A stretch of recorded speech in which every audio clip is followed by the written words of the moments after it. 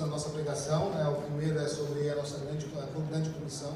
Eu estou tocando um pouquinho nesse assunto, sobre qual que é a nossa missão como igreja, e a gente deve se portar em relação a isso.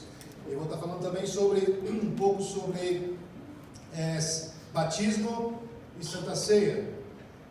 Por que a gente vai estar falando sobre batismo e Santa Ceia? Santa Ceia porque hoje a gente vai estar participando da Santa Ceia. Eu queria que você participasse ou não participasse de maneira informada, sabendo por que você está participando, o que você está fazendo e por que você não faz, ou por que você escolheu não fazer, que você possa estar tomando uma decisão informada. E o outro motivo é o batismo, que a gente vai falar sobre o batismo, é porque na semana que vem a gente quer começar um curso de batismo. Então a gente quer conversar um pouco sobre o que é batismo, para que serve o batismo, qual é a importância do batismo, tirar algumas dúvidas, para que se você decidir se batizar, você possa estar tomando uma decisão informada, tá, pessoal? Então o objetivo é a gente poder fazer isso. Então o batismo, a gente vai estar fazendo esse curso. Se você não é batizado ainda, você pode participar desse curso. Me procure hoje depois do culto, de verdade, você não fique com medo, não. A gente aqui, a igreja aqui é simples, alegre, você pode conversar com o pastor, não tem problema, você pode procurar, não tem nenhuma separação entre a gente e vocês. De verdade, chegue pra gente. Se você não é batizado ainda e fala, cara, eu queria fazer esse curso, é sem compromisso, você não precisa batizar no final do curso. Mas é importante você saber o que é batismo, porque você está na jornada de crescimento com Deus e faz parte da nossa jornada, da nossa caminhada, o ato de batismo, tá bom, pessoal? Então é importante a gente estar ciente do que está acontecendo, o que é o batismo, por que é o batismo, e se eu devo batizar ou não. Então, se você puder me procurar depois do culto, ele vai ser muito bom, depois da pregação, depois que a gente passar, procura a gente matricular, vamos botar seu nome no curso. São 2 semanas, são 3 semanas de curso, então a gente pode fazer um formato diferente. Talvez a gente marque e vai todo mundo lá para casa, a gente faz um curso lá, o time, a Beth para ajudar a gente, vai ser muito bom a gente poder fazer esse curso e vai ser maravilha, tá bom? Então, se você não é batizado ainda, procure depois do curso e vamos marcar um dia para a gente poder conversar sobre isso. De novo, você não é obrigado a se batizar se você fizer um curso, é só para você poder tomar uma decisão informada, saber onde você está. E se você eventualmente decidir batizar, você sabe o que é que você está entrando, você sabe por que você está batizando, você sabe o peso, o que aquilo está simbolizando com isso. Pode ser? Então vamos lá. Mateus capítulo 28, versículo 18 a 20, a gente vai estar orando, depois a gente vai estar lendo a palavra. Feche seus olhos, abaixe sua cabeça. Senhor, muito obrigado pela sua palavra. Deus, muito obrigado porque eu creio que o Senhor está presente aqui para fazer a sua palavra, Deus, ser ouvida, Deus, por cada coração. Deus, me aproximo daqui hoje, Deus, totalmente dependente do Senhor, Deus, precisando que o Senhor venha falar comigo, com a sua igreja, fazendo que o Senhor, Deus, convença a gente da verdade que vai ser pregada, Deus, aqui hoje. Deus, necessidade que o Senhor dispense do seu poder, Senhor, para que a gente possa aplicar, Deus, em nossa vida, Deus, as verdades que vão ser, Deus, pregadas, Deus, aqui hoje. Deus, portanto, Deus, eu oro, Deus, age, Senhor, Deus, em nosso coração, age, Deus, em nosso meio, toca, Deus, em cada coração, Deus, prepara, Deus, nosso coração para poder receber a sua palavra, Senhor, em nome de Deus, fale com a gente de maneira, Deus, poderosa.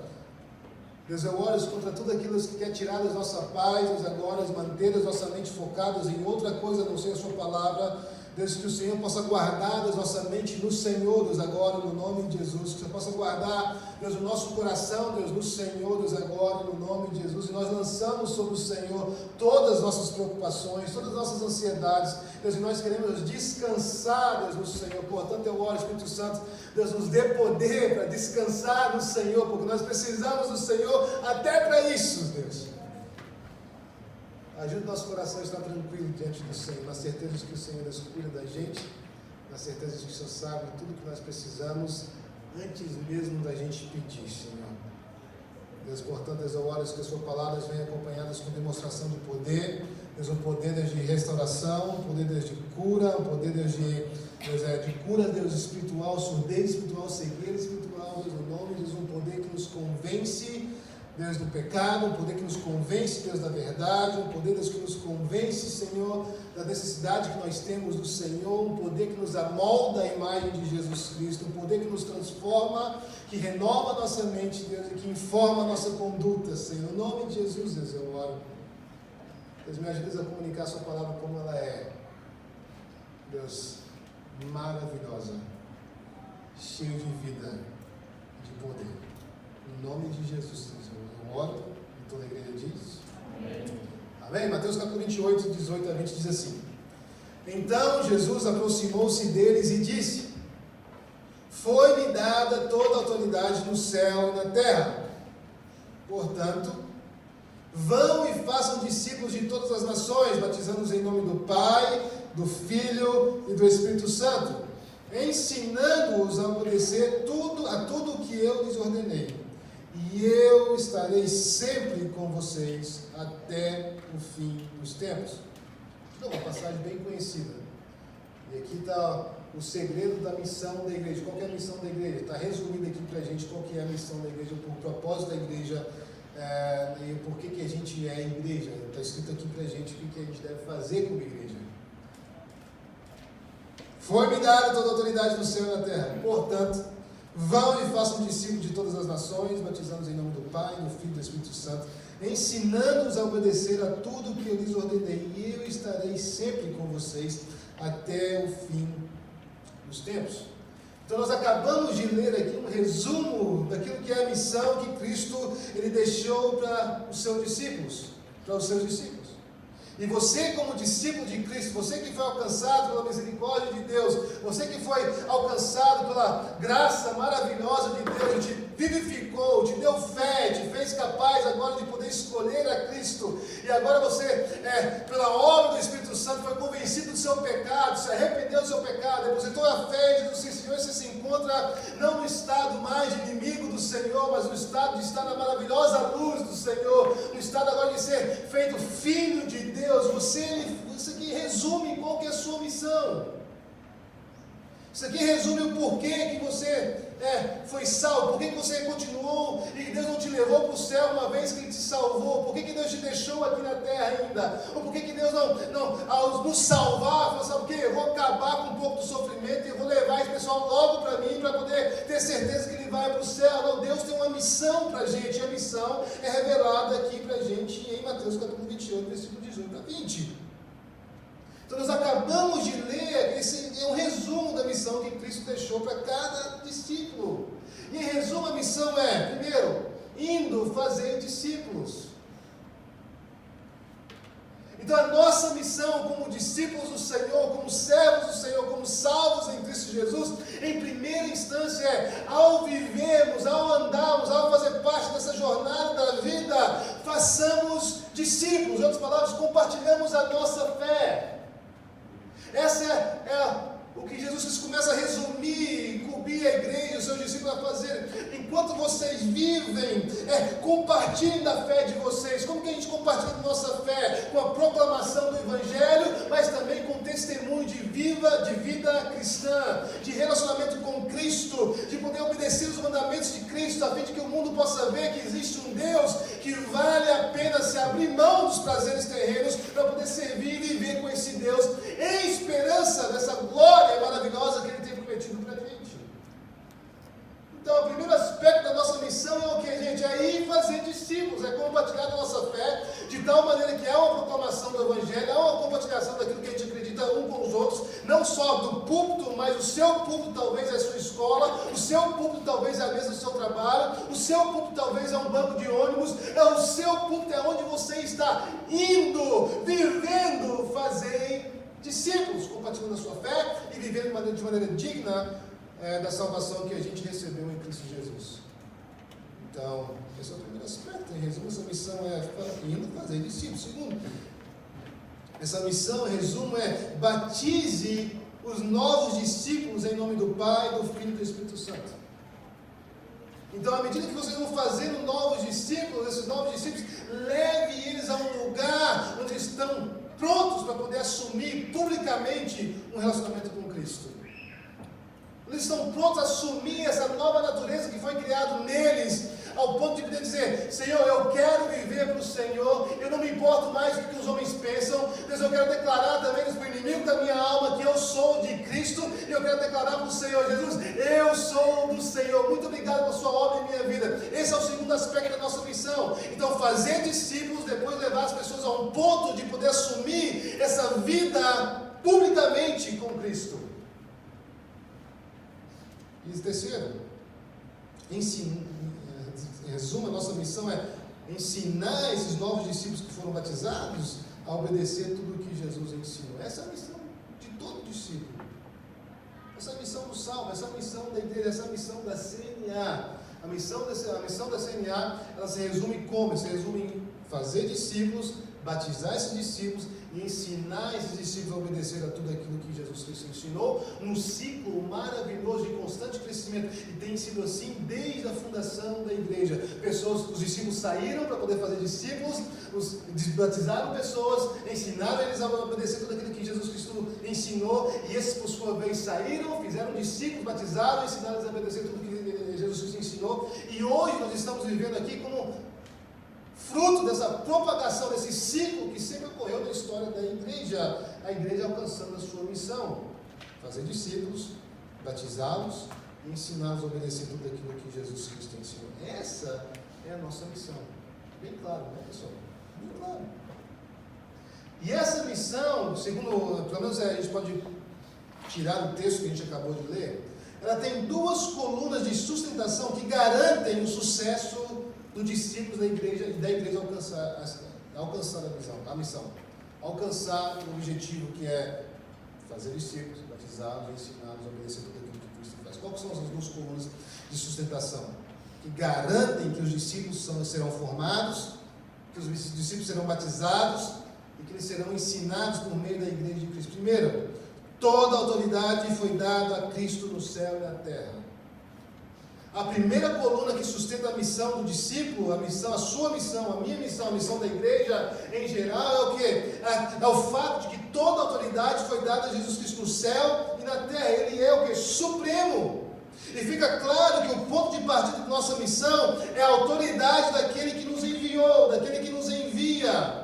Nós podemos ver isso claramente quando Jesus Cristo usa a palavra portanto, logo após a afirmação que ele faz de que toda a autoridade me foi dada. E ele vai dizer o quê? Porque toda a autoridade me foi dada, portanto, vão, façam discípulos, batizem pessoas e ensinem eles a obedecer tudo aquilo que eu os ensinei. Por quê? Porque eu tenho toda a autoridade. Essa é uma coluna de sustentação da nossa missão. Porque Jesus tem toda a autoridade. Vivam para cumprir a missão dele. A autoridade total que Cristo tem sobre o céu e a terra é onde a nossa coragem de testemunhar a respeito dele e viver para ele no mundo que o resiste repousa. Onde que a ousadia da igreja, onde que a coragem da igreja de poder enfrentar perseguição, enfrentar morte, enfrentar resistência, enfrentar escárnio, vem de onde? Vem do fato de que aquele que nos enviou tem toda a autoridade nos céus e na terra. A igreja não age por sua própria autoridade. Eu não prego pela minha própria autoridade. Eu não vivo a vida cristã pela minha própria autoridade, mas eu repouso na autoridade daquele que me enviou. Ele sim tem toda a autoridade. Ele sim tem toda a autoridade no céu e na terra. Portanto, a minha missão ela é garantida. Por quê? Porque eu fui enviado para aquele que é soberano e ele não falha em seus propósitos.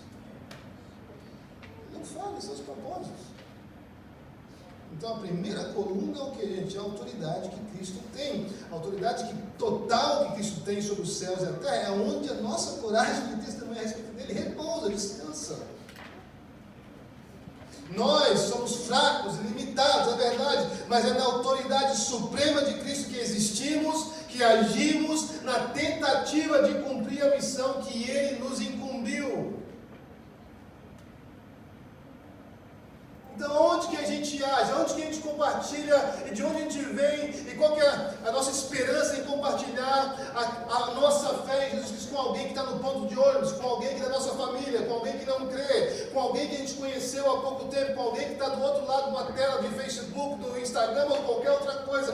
De onde vem a nossa coragem? A nossa coragem e repouso no fato de que aquele de quem nós estamos compartilhando uma mensagem tem toda a autoridade no céu e na terra, e ele não falha em seus propósitos. Não falha em seus propósitos. A segunda coluna diz que sustenta a igreja no alcance da missão é a promessa do próprio Cristo que nos envia, que ele estará conosco até o fim. pensa nisso aqui agora. Jesus nos envia como embaixadores. Um embaixador representa um reino distante, mas com Jesus é diferente. Por quê? Porque ele manda a gente poder representar um reino distante, um reino dele para um mundo que não o conhece, mas ele não nos manda sós. Ele vai com a gente por toda a nossa caminhada. Para pensar nisso. Então a primeira coluna de sustentação da missão da igreja, da sua missão como discípulo de Jesus, que é fazer discípulos, batizá-los, ensinar tudo aquilo que Cristo ensinou. A sua missão repousa, em primeira instância, primeira coluna, na autoridade total de Cristo, e a segunda coluna, no fato da promessa que Cristo fez, que Ele estará conosco até o fim, por toda a vida. Esse Cristo que tem toda a autoridade, não só nos envia como seus embaixadores, mas nos promete que estará conosco até o fim dos tempos. Então, essas colunas de sustentação, portanto, têm o poder de nos fazer vencer todo e qualquer obstáculo na jornada de cumprirmos a nossa missão. Por que a igreja tem vencido ao longo de 2000 anos e a igreja não acabou? Por que a igreja não parou de crescer? Por que a igreja não virou uma coisa que não faz mais sentido? Por quê? Porque nós servimos aquele que tem total autoridade e não um Deus que está longe, mas um Deus que ainda continua conosco. Ele está conosco, com a gente. Por isso que a igreja não falhou. Então, é interessante a gente pensar sobre isso aqui, porque essas colunas de sustentação, então, têm o poder de nos fazer vencer todo e qualquer obstáculo na jornada de cumprir essa missão. Primeiro, se nós temos medo de compartilhar nossa fé, talvez é isso que te inibe. Pastor, mas eu tenho medo, não sou bom de proclamar, não sou bom de falar de Jesus, eu nem sei falar de Jesus ainda. Você não sabe, você precisa ser treinado, porque todo crente deve estar apto para poder defender a sua fé. Você deve saber articular o que você acredita. Você tem que estar apto para poder compartilhar a sua fé. E talvez você está assim, mas pastor, eu tenho medo de chegar para as pessoas e falar com eles sobre Jesus e eles não entenderem, eles rejeitarem e eu queimar a oportunidade que a gente tem de compartilhar a fé. Como que eu faço? Cara, a Bíblia é clara. Sabe o que a Bíblia fala? Se nós temos medo, o perfeito amor de Deus revelado em Cristo Jesus lança fora todo medo. 1 João capítulo 4, versículo 18. No amor não há medo, pelo contrário, o perfeito amor expulsa o medo. Quando nós entendemos que Cristo está em nós e nós estamos em Cristo, e há um relacionamento que é inquebrável agora, porque nada pode mais nos separar do amor de Deus, a gente repousa no amor, e esse amor lança fora todo e qualquer medo de poder compartilhar a fé sobre Cristo. Se o diabo, o adversário de nossas vidas, se levanta com resistência e tentação, a Bíblia fala em 1 João capítulo 3,8, para isso o Filho de Deus se manifestou, para destruir as obras do diabo, em cumprir a sua missão de poder evangelizar, de poder compartilhar da sua fé, de poder preparar pessoas para o batismo, de ensiná-las a obedecer a Cristo, na sua jornada de poder fazer isso. Entenda uma coisa, vai haver resistência sim, o diabo vai se levantar para poder resistir, para poder te atrair com tentações, mas a verdade sabe o que é? É que Jesus, o seu Senhor, aquele que te enviou, aquele que está em você, se manifestou para desfazer as obras do diabo.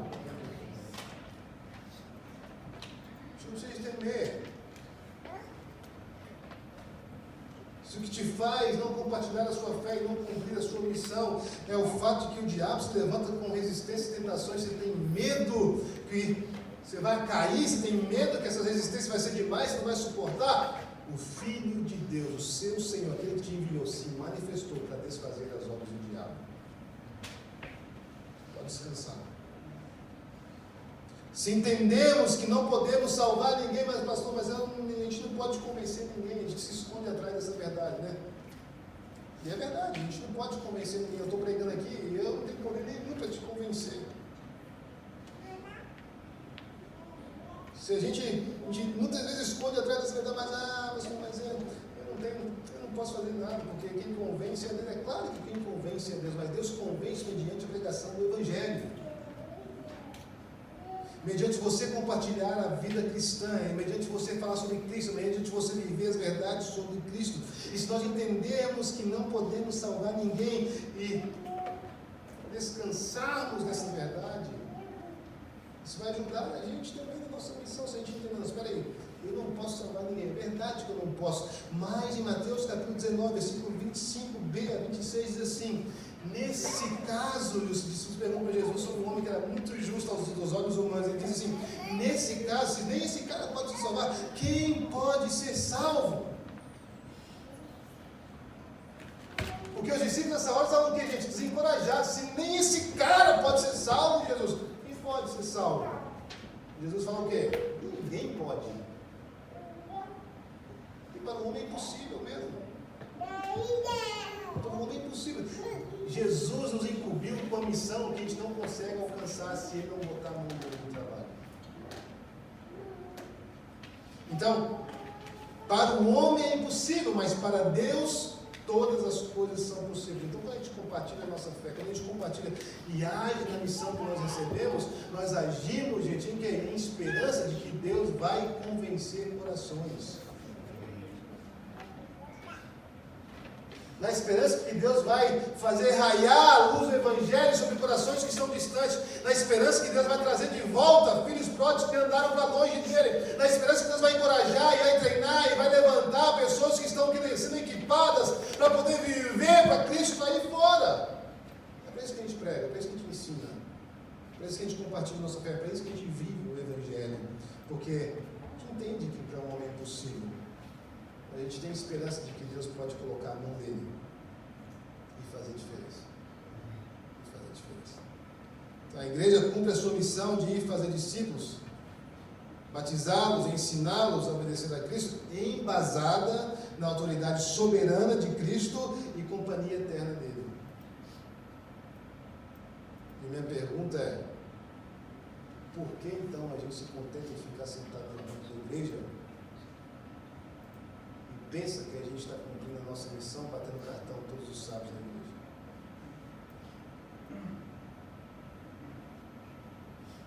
Se é verdade o que a gente acabou de falar aqui, é missão sua, não missão do pastor somente, missão sua como servo de Deus, como salvo em Cristo Jesus. A sua missão é ir por todo mundo, pregar, fazer discípulos, ensinar, levá-los ao ponto de batismo, viver uma vida digna da sua salvação, para que possa ser testemunho daquilo que você crê, e não só isso, mas ensiná-los a obedecer tudo aquilo que Cristo ensinou a gente. Por que a gente se contenta a vir para a igreja, sábado após sábado, e quando a gente sai daquela porta ali, a gente esquece que a gente é um povo que tem uma missão dada por Deus, e que todo o relacionamento que a gente tem, foi Cristo que nos deu, para que Ele possa ser evidenciado neles. Até aquele patrão lá, do pastor Léo, até aquele patrão, até aquele vizinho chato lá que não posso fazer um barulho, o negócio já bate o carro vassoura no teto. Tinha um vizinho que, quando a gente era criança, o cara era perturbado. Não sei se a gente perturbava ele ou se ele era perturbado na natureza, mas a gente tinha 3 meninos dentro do apartamento, talvez a gente perturbava ele. Mas toda hora ele podia fazer um barulho, cutucar no teto do apartamento, fazer um barulhão, a gente ficava tudo com medo. Até esse vizinho, Cristo chama para poder viver de maneira digna do Evangelho, a fim de que ele possa ver, cara, tem algo diferente nessa pessoa, e Deus trabalhar nisso com a salvação dele. A gente tem que entender isso, pessoal, porque se é verdade que a gente tem uma missão, se é verdade que Cristo tem toda a autoridade, se é verdade que Ele está com a gente, então por que a gente permanece inativo? Por que a gente pensa para vocês, qual foi a última vez que você compartilhou a sua fé com alguém? Não chamar para ir da igreja, tá? Isso é muito bom, mas eu não estou falando disso. Estou falando, qual que foi a última vez que você sentou com um amigo seu que não conhece Jesus e falou, cara, deixa eu explicar a razão pela qual eu acredito nesse Jesus.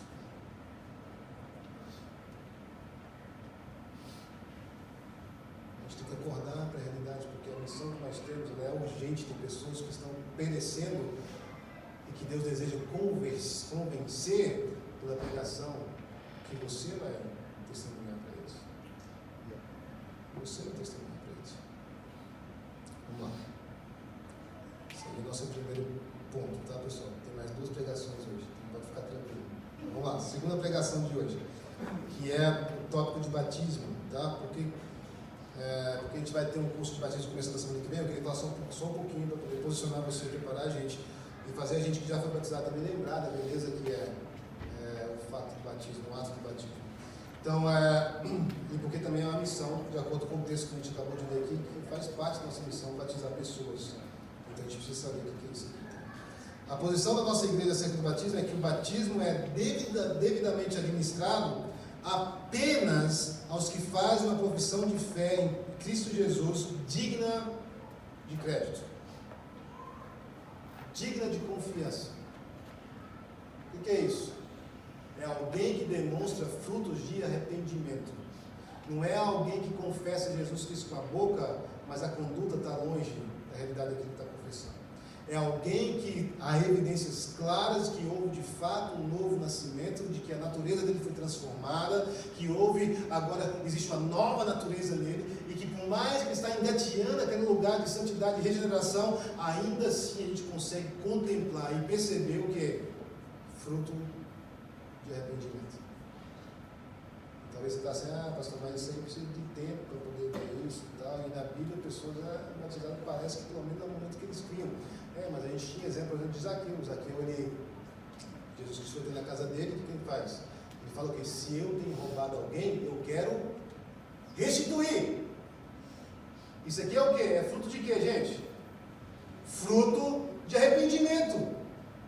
Fazer o que está errado certo, trazer justiça para aquilo que tinha sido feito o quê? Injustiça. Então há um fruto de arrependimento, então pode ser constatado o quê? Imediatamente após do novo nascimento, da renovação, a nova natureza sendo recebida de Cristo. Então assim, a posição da nossa igreja é essa, tá? Então a gente batiza pessoas que têm de fato evidência do novo nascimento. Por exemplo, tem um casal que está vivendo juntos de maneira que a Bíblia não concorda. E esse casal deseja batizar, mas ainda assim continuar morando da mesma forma. A nossa posição como igreja é o quê? Não está na hora. A gente não quer te batizar. Por que isso? Porque não há fruto de verdadeiro arrependimento. Ponto final.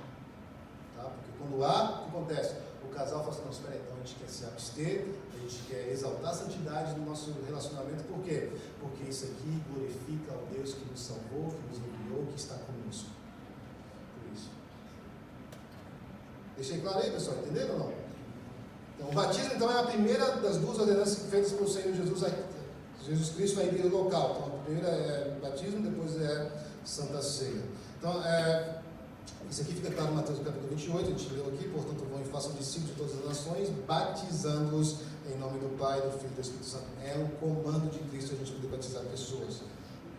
Então, através do batismo, o salvo está proclamando publicamente que é um discípulo de Jesus.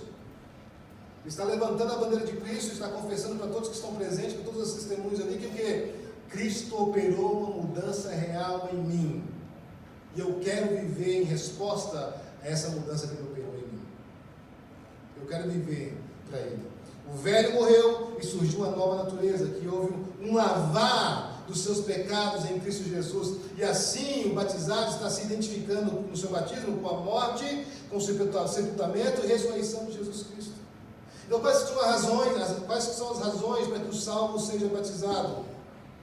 Primeiro, é uma ordenança, um mandamento de Cristo à igreja local, e não opção.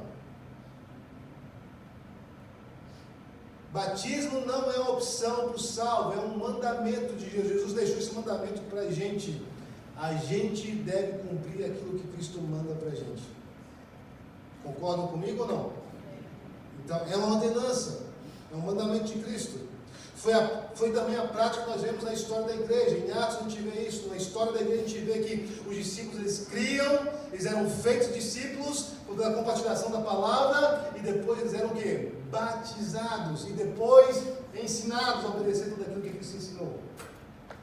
Então entende que isso aqui é histórico também. O batismo também é uma demonstração visível daquilo que já ocorreu na vida do salvo. Então, como eu falei, é um símbolo da mudança que Deus já operou no interno daquele indivíduo. Qual é o significado do batismo? O batismo manifesta a nossa identificação com a obra de Cristo, o que Ele fez por nós, do que ocorreu espiritualmente em nossa vida. Olha o que fala Romanos capítulo 6, versículo 3 a 12. Ou vocês não sabem que todos nós que fomos batizados em Cristo Jesus, fomos batizados em sua morte? Portanto, fomos sepultados com Ele na morte por meio do batismo, a fim de que, assim como Cristo foi ressuscitado dos mortos mediante a glória do Pai, também nós vivamos uma nova vida. Se dessa forma fomos unidos a Ele na semelhança da sua morte, certamente o seremos também na semelhança da sua ressurreição. Pois sabemos que o nosso velho homem foi crucificado com Ele, para que o corpo do pecado seja destruído, e não mais sejamos escravos do pecado, pois quem morreu foi justificado do pecado. Ora, se morremos com Cristo, cremos também que com Ele viveremos, pois sabemos que, tendo sido ressuscitados dos mortos, Cristo não pode morrer outra vez. A morte não tem mais domínio sobre Ele, porque morrendo, Ele morreu pelo pecado uma vez por todas, mas vivendo, Ele vive para Deus, da mesma forma como Cristo morreu pelo pecado de uma vez por todas, nós também devemos morrer pelo pecado de uma vez por todas. Como Cristo viveu e vive agora para Deus, nós também devemos viver agora para Deus. Ou da mesma forma, considere-se mortos para o pecado, mas vivos para Deus em Cristo Jesus. Portanto, não permitam que o pecado continue dominando os seus corpos mortais, fazendo que vocês obedeçam aos seus desejos. O batismo nos identifica com a morte de Cristo. Nós morremos por pecado. O batismo nos identifica com o sepultamento de Cristo. Nós somos separados do pecado. Olha o que fala Colossenses capítulo 2, versículo 12. Isso aconteceu quando vocês foram sepultados com Ele no batismo, e com Ele foram ressuscitados mediante a fé no poder de Deus que o ressuscitou dentre os mortos. O batismo nos identifica também com a ressurreição de Cristo. Ressurgimos, como Cristo ressurgiu no terceiro dia, nós também ressurgimos. É um símbolo daquilo que aconteceu em nós. Ressurgimos para uma nova vida com Deus, como nós lemos em Romanos capítulo 6, versículo 4. O batismo deve ser feito em nome do Pai, do Filho e do Espírito Santo. Por quê, pastor? Porque são as três pessoas da Trindade que estão envolvidas na salvação do homem. O Espírito Santo convence, João capítulo 6, 16, versículo 8, quando Ele vier, convencerá o mundo do pecado, da justiça e do juízo. O Filho purifica, 1 João capítulo 1, versículo 7, se porém andamos na luz como Ele está na luz, temos comunhão uns com os outros, e o sangue de Jesus, seu Filho, nos purifica de todo o pecado. E o Pai adota, João capítulo 1, versículo 12, contudo, aos que o receberam, aos que crerem em seu nome, deu-lhes o direito de se tornarem filhos de Deus. É por isso que você é batizado em nome do Pai, do Filho e do Espírito Santo. Por quê? Porque essa salvação que você goza agora não foi obra de mais ninguém, não foi da obra do pastor, não foi da obra daquele que compartilhou a fé dele com você. A obra foi só de Deus. Por quê? Porque para o homem é impossível, mas não para Deus. Não para Deus. Quais são as condições para o batismo? Somente deve ser batizado aquele que cumpriu os requisitos impostos pela palavra de Deus. Quais são os requisitos? Ouvir o Evangelho e aceitá-lo. Então, crer em Cristo como seu único Salvador em primeiro lugar. Olha o que fala aqui em Marcos capítulo 16, versículo 16. Quem crê e for batizado será salvo, mas quem não crê será condenado. Nós vemos aqui a ordem bem clara para a gente: quem crê e for batizado. Nós vemos a ordem bem clara também na grande comissão que Cristo entregou para a gente no nosso texto-chave. Vão e faz o que, gente? Façam discípulos primeiro, depois batizem. Então nós vemos que há um pré-requisito para que o batismo, a pessoa possa se batizar, que é o que, gente? Ela tem que ouvir, aceitar e crer na mensagem do Evangelho, e também arrepender-se dos seus pecados. A gente vê isso em Atos capítulo 2, versículo 38. Pedro respondeu à multidão, vendo o que estava acontecendo ali no dia de Pentecostes. E Pedro começa a explicar o que está acontecendo, e eles perguntam: o que está acontecendo aqui e tal? Por que a gente faz agora o tempo? Porque a gente condenou o Filho de Deus. E Pedro dá a mensagem para eles: arrependem-se, cada um de vocês, e seja batizado em nome de Jesus para perdão dos pecados. E recebam então o dom do Espírito Santo. Então nós vemos que há um pré-requisito para que o batismo aconteça. Então tem que haver fé e tem que haver o que? Arrependimento. Tá, pessoal? O batismo Por mais que ele é um símbolo importante e a gente está obedecendo o comando de Jesus, ele não tem nenhuma ajuda na sua salvação, tá, pessoal? Se você não for batizado ou não batizado, não quer dizer se vai ser salvo ou não salvo, tá? Isso aqui é bem claro também na Bíblia. A salvação do homem, ela vem porque, gente, por um ato de graça de Deus, mediante o quê? A fé. Somente a fé. Nenhuma obra que o homem possa fazer é capaz de fazer o homem apto a poder ser salvo. Então nada conduz à salvação a não ser fé em Cristo Jesus. Nós vemos isso bem claro, que não precisa de batismo para você poder ser salvo.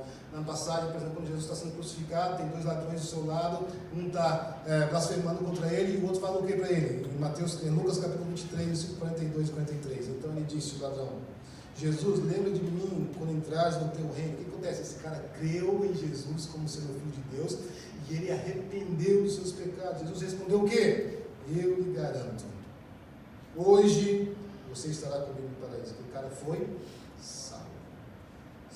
Não desceu da cruz e foi batizado. A condenação, se a gente for lembrar aqui em Marcos capítulo 16, versículo 16, que diz: quem crê e for batizado será salvo, mas quem não crê será condenado. A condenação não está sobre aquele que não foi batizado, mas é sobre aquele que não crê. Sobre aquele que não crê. Porém, eu preciso falar uma verdade também. Que quando alguém é salvo por Deus, a regeneração que Deus opera no coração daquele que se arrepende gera frutos de obediência. E sendo o batismo uma ordenança de Cristo, podemos afirmar que fé genuína, fé verdadeira, vem acompanhada com o desejo sincero de confessar e assumir a sua fé publicamente através do batismo.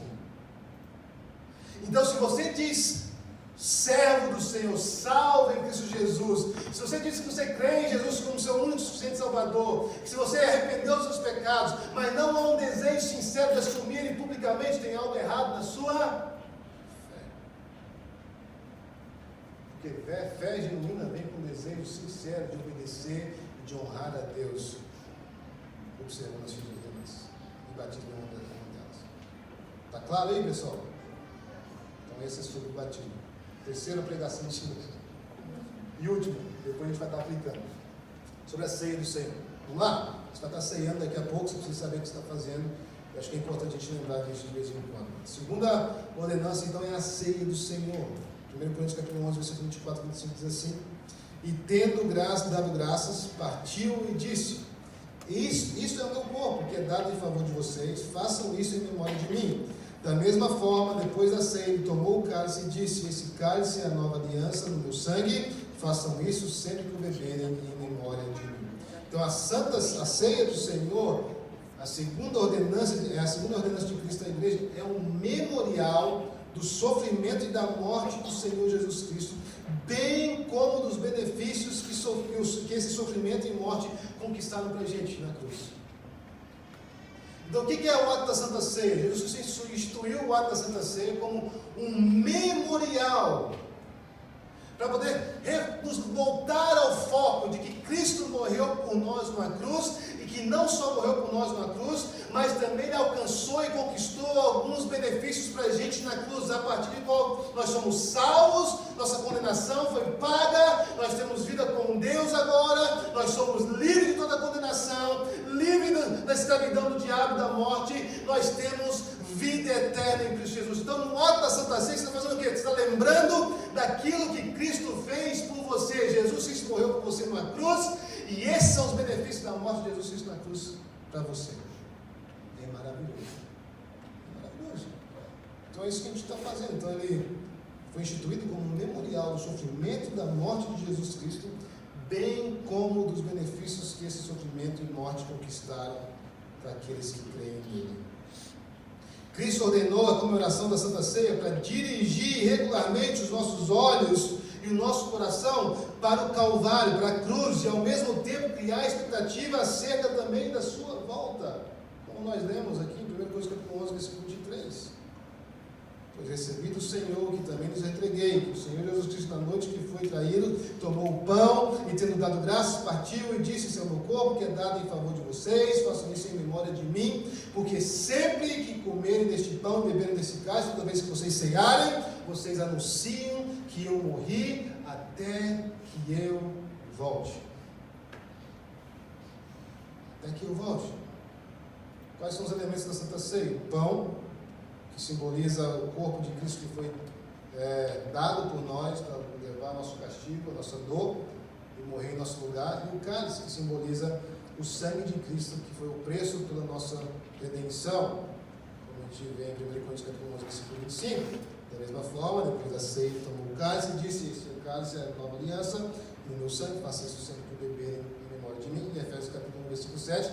Nele temos a redenção por meio de seu sangue, o perdão dos pecados, de acordo com as riquezas da graça de Deus. Então nós vemos que o cálice simboliza o corpo, o pão simboliza o corpo, e o cálice simboliza o sangue que foi derramado, pelo qual a gente tem purificação de pecados.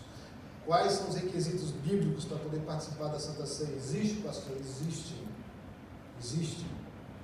Primeiro, ceia para aqueles que são salvos em Cristo Jesus. É um memorial para aqueles que sabem o que Cristo fez e os benefícios que te alcançaram, que alcançaram você mediante a obra que Cristo realizou naquela cruz. Então, primeiro requisito para você poder participar da Santa Ceia: salvação. Ter reconhecido Cristo como seu único e suficiente Salvador pessoal, Senhor de sua vida. Segundo pré-requisito: o autoexame. Para que isso? Porque a gente não deve participar da Santa Ceia do Senhor sem discernir o corpo. Ou seja, estar com a mente e o coração voltados para a morte de Cristo, mas não só isso, mas também para a unidade do corpo. Para os relacionamentos também entre os irmãos. A gente deve pensar sobre isso. Então a gente deve, antes de ceiar, pensar sobre o que está gerando separação. E fazer o que cabe a nós fazermos para que essa separação seja o que? Remediada. Então a gente vê sobre isso. Então, em resumo, a importância da Santa Ceia é o que? É uma ordenança de Cristo, é um mandamento a ser cumprido, promove humildade e piedade, como? Através do autoexame. É um sermão silencioso que anuncia a morte de Cristo e que também fortalece nossa esperança enquanto a sua volta. Os que dela participam indignamente, eles são disciplinados pelo Senhor. Entende isso? Isso é Santa Ceia. Como que a gente traz uma aplicação? Primeiro, vou trazer 3 pontos de aplicação para a gente. Sobre o primeiro aspecto da nossa missão, nós temos uma missão como discípulos de Jesus. A grande comissão de Jesus nos deixou totalmente inexcusáveis. É isso, pessoal? Sem desculpas. Indesculpáveis. Como que Jesus Cristo fez isso? Nós não temos desculpas para continuarmos não exercendo a nossa função na Igreja de Cristo. Não tem mais desculpas. Esse texto ele acaba com todas as nossas desculpas que nós temos de não, por que a gente não busca cumprir a missão que Jesus Cristo nos deu? E como que ele acaba com as nossas desculpas? Ele tem toda a autoridade. E ele está com a gente em todo o tempo na missão. E como eu falei antes, se isso aqui é verdade, se você tem uma missão, se você tem um propósito, se Cristo tem toda a autoridade, te enviou, e se Cristo te enviou, não só te enviou, mas está com você durante todo o tempo, é tempo da gente se levantar e agir como discípulos do Senhor. É tempo da gente poder decidir viver essa missão que Cristo nos incumbiu de melhor maneira. Você, ao ser salvo, você foi feito igreja de Jesus, que tem por missão pregar, batizar e ensinar a Cristo. Você é importante para a gente alcançar essa missão juntos que Cristo nos deu. Você é muito importante. Você faz isso como? Como que eu faço isso, pastor? Como que eu contribuo? Você faz isso servindo na igreja local, com seus dons, com seus recursos e vivendo como discípulo de Cristo no mundo aí fora. Essa é a sua parte na missão que nós temos como igreja, de ir e pregar o Evangelho, fazer discípulos, ensinar ensiná-los a obedecer tudo a como? Servir a Deus na igreja local e na comunidade com os seus dons, com Deus, com os dons que Deus te deu, e viver de maneira digna do Evangelho que você ouviu e foi convencido de que é verdade. Então, na hora da gente poder se levantar como indivíduos e como resultado como igreja, de poder falar, Senhor, a gente não quer viver uma vida de crente razoável. A gente quer ouvir o Senhor fazendo milagres, porque nós cremos que o Senhor tem toda a autoridade nos céus e na terra, de que o Senhor está com a gente. A gente não quer, Senhor, que aquele batismo que aconteceu, por exemplo, no retiro último, seja algo extraordinário, mas que seja algo comum, a gente poder ver o Senhor agindo de maneira poderosa, convencendo pessoas, salvando pessoas, levando eles ao ponto de batismo, ensinando eles a obedecer como que o Senhor tem ensinado.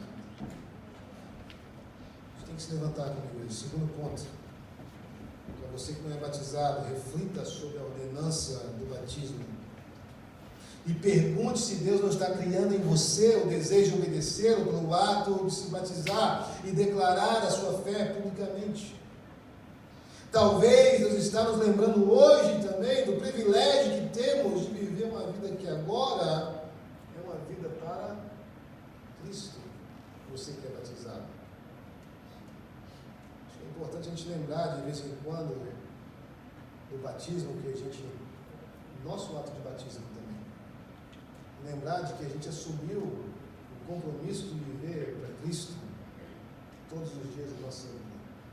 De que a gente morreu uma só vez por pecado. De que a gente vive, e a vida que nós vivemos agora deve ser para Deus. Como Cristo fez, tratado para a gente em Romanos capítulo 6, que a gente lê várias vezes aqui hoje. E por último, que a Santa Ceia do Senhor seja de fato um tempo de calibrar o coração em relação à obra de Jesus por nós na cruz. E que sejamos lembrados das implicações disso para os nossos relacionamentos interpessoais no corpo de Cristo. Feche seus olhos e abaixa a cabeça de Deus. Eu quero orar para algumas pessoas. Eu quero orar para você que quer dizer, Senhor Jesus, eu não quero me contentar com a vidinha normal de crente. Eu não quero ser religioso, Senhor. Vir na igreja só é bater cartão e pensar que está tudo bem, quando o mundo aí fora está morrendo, quando a pessoa que eu pego no ônibus com ele está morrendo, quando a pessoa que eu trabalho com ele está morrendo. Deus, eu quero viver minha vida na certeza da missão que eu tenho. Eu quero que, Deus, essa certeza da missão que eu tenho informe, Senhor, a minha conduta, informe as conversas que eu tenho, informe, Senhor, as coisas que eu compartilho. Deus, informe, Senhor, a forma, Deus, que eu me conduzo, Senhor. Informe, Deus, os meus pensamentos. Informe, Deus, os meus planos, minhas ações. Deus, informe, Deus, o meu entender do porquê eu estou aqui ainda.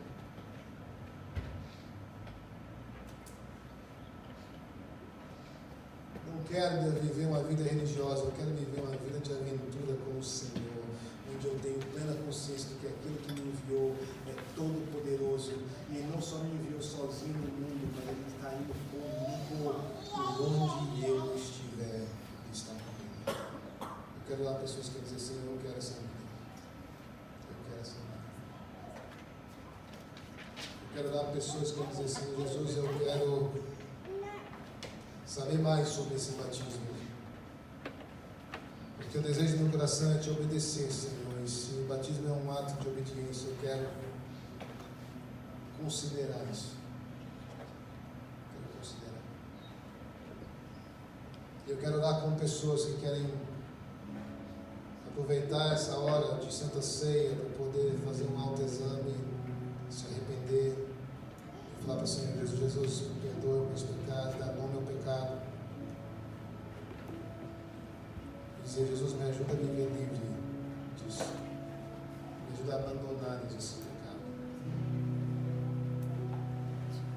Se você é essa pessoa que quer receber qualquer uma das suas orações, eu quero que você coloque no seu coração, agora onde você está. Deus abençoe, em nome de Jesus, Deus abençoe, em nome de Jesus. Deus abençoe, em nome de Jesus. Deus abençoe lá atrás, Deus abençoe.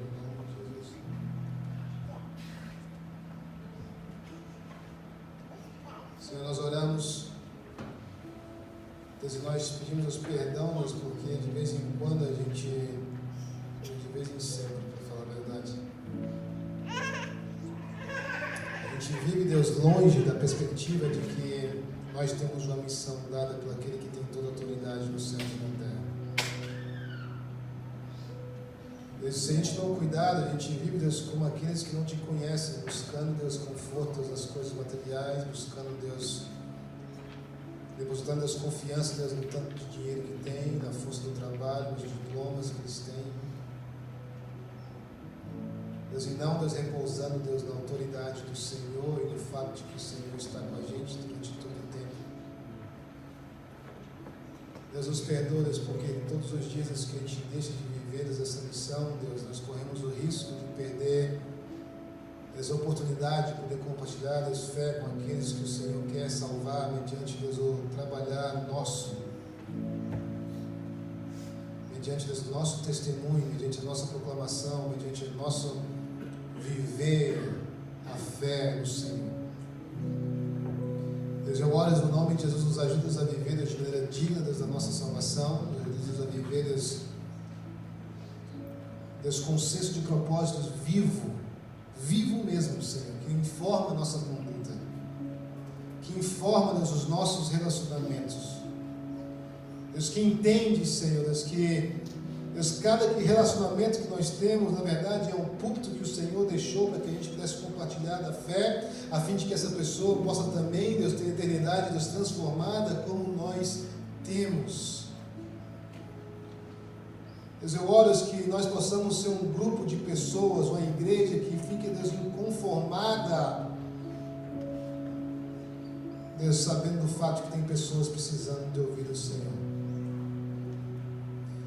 Deus, eu oro, livre a gente, Senhor, no nome de Jesus, de estar feliz com a nossa salvação, de esquecer, Deus, que tem um mundo aí fora, Deus, que Deus precisa do Senhor e que o Senhor nos deu essa responsabilidade de poder ir, Deus, e anunciar a sua salvação para eles, como outros anunciaram, Deus, para a gente. Deus, portanto, Deus, eu oro que o senso de propósito seja vivo em nós, tão vivo, que informa a maneira que a gente ora, que a gente possa passar a orar, Deus, para que o Senhor possa salvar através do nosso testemunho, que o Senhor possa estar, Deus, nos ajudando, Deus, como igreja, Deus, a colocar os recursos, Deus, suficientes para o seu povo, Deus, que os treina, Deus, a estarem aptos, Deus, a compartilhar, Deus, da sua fé, Deus, de maneira, Deus, eficaz, de maneira, Deus, que é sistemática, que faz sentido para aqueles que ouvem, meu Pai.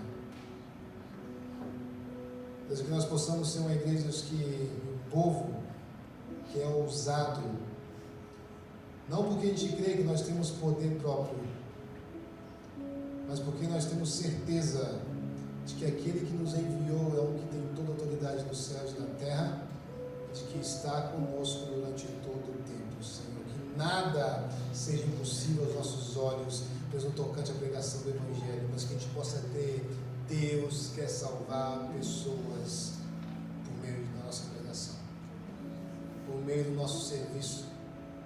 Deus, eu oro que cada pessoa, Deus, que Deus serve, Deus, conosco, Deus, aqui é o Senhor, Deus, nessa igreja. Desde aquele, Deus, que passa moto, Deus, no banheiro, Deus, aquele que cuida de criança, aquele que fica atrás da mesa, aquele que prega, aquele que canta, aquele que toca, aquele que organiza cadeiras. Deus, que a gente possa fazer com o coração, Deus, cheio de expectativa, Deus, na esperança de que o Senhor vai salvar pessoas, porque as cadeiras foram colocadas para alguém sentar. Deus, na esperança que o Senhor vai, Deus, salvar pessoas, que pessoas chegaram aqui, Deus, entenderam a importância que o Senhor tem, porque viram um banheiro desorganizado, Deus, e limpo, Senhor. Que pessoas, Deus, vão ser salvas pelo Deus, a dedicação, Deus, que nós tivemos de poder ensaiar os cânticos ao Senhor, de prepararmos uma palavra para o Senhor, de poder, Deus, se equipar, Deus, de saber como, Deus, colocar, Deus, uma letra, Deus, aqui, para que pessoas possam acompanhar o Senhor, Deus, enganjar, Deus, no processo de adoração. Senhor, Deus, eu oro no nome de Deus, que cada um que serve aqui, Senhor, possa ser vidas com esperança, que aquele dom que Ele está exercendo possa contribuir, Senhor, para que pessoas sejam salvas, para que pessoas sejam batizadas, para que pessoas sejam ensinadas a obedecer ao Senhor em tudo aquilo que o Senhor nos ensina. Deus, eu oro que ninguém, Deus, se sinta desprezado, pensando que o dom dele é menor ou maior, mas que todos possam entender, Deus, que quando há saúde, Deus, em todas as áreas do corpo, Deus, todo o corpo deve estar saudável. Se uma parte do corpo, Deus, não estiver saudável, todo o corpo perece, sofre. Portanto, que nosso serviço seja marcado, Deus, pela esperança de que aquilo que a gente está semeando, o Senhor pode colocar a sua mão e fazer gerar frutos de salvação, de regeneração, de vida eterna na vida daqueles que atravessam o nosso caminho. Em nome de Jesus, Deus, eu oro. Deus, eu oro para aqueles que não são batizados ainda, que eles possam ser convencidos pelo Teu Santo Espírito, Pai, em nome de Jesus. Deus, convencidos da salvação que eles necessitam, Senhor, em nome de ao ser salvos. Deus, que o Senhor possa nos dar, Deus, um desejo, Deus, sincero, de poder assumir, Deus, essa identidade nova em Cristo publicamente. E dizer para o mundo, eu quero viver sim para esse Jesus que morreu por mim na cruz, que ressuscitou, que está junto ao Pai, intercede por mim todos os dias e que tem preparado um lugar para mim nos céus. Eu quero viver para esse Jesus. Deus, eu oro para a gente que vai ceiar agora. A gente possa se autoexaminar no nome de Jesus e se há, Deus, em nós algum caminho mau, que o Senhor possa gerar em nós arrependimento no nome de Jesus.